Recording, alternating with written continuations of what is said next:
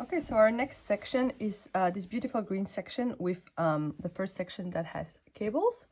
So now I don't want you to be intimidated by cables. They are much easier, well, they can be much easier than they seem. So here we have some like very simple cable, and we have like two variations. It's the same actual cable stitch, but by placing it at the beginning of the section and the end, or in the middle, it gives a very different effect. So I've alternated with those just to add some fun rather than having always the same. And in between, this is just plain purl stitches. So it's like reverse stockinette. So if you look at the back side of the blanket, so you can see those sections of stockinette. That's the purl on the other side. It's just so that the cable pops. And here the cable is stockinette on the side of the cable, and so those purl bumps at the other side.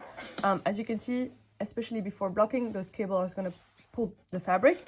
But when you block the blanket, it shouldn't like impact the width of your blanket for that section, so it shouldn't be a problem. At the beginning and the end of the entire section, the purl area is a bit bigger depending on the size you're making. If you're making the throw size or the lapkin size, just so that the repeat would work out.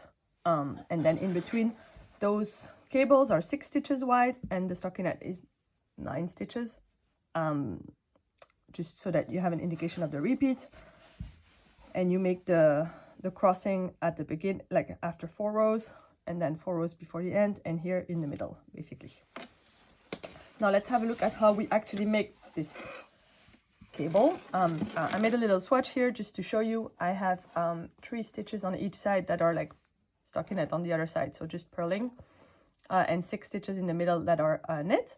I just made a few rows so that I would have like some starting fabric before I make the actual cable. So we have 2 directions of cables in this stitch pattern for this section.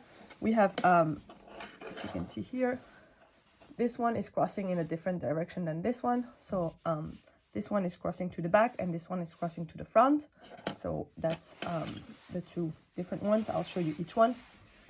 So let's start with the crossing to the back. So it's called C6B for back. The 6 is because it's 6 stitches wide total. So if it says C2F or C2B, it's 2 stitches wide. C4F or C4B is 4 stitches wide, and so on. So here we have 6 stitches, so we're gonna knit until the cable, and here I'm just purling because I'm doing that purl fabric, but depending on the pattern you're making, it can be something else. But for this blanket, it's just purling. Then we have our 6 stitches. I'm gonna take my cable needle. You can use either like a proper cable needle like this one. If you don't have one, you can use either just like a tip from interchangeable needles, a double pointed needle, another needle. I actually used a hairpin when knitting my section because I didn't have my cable needle with me. So like substitutes work super well. Don't worry, anything that you can put your stitches on and put them back off works. So here I'm going to take 3 stitches and I'm going to slip them purlwise on my cable needle.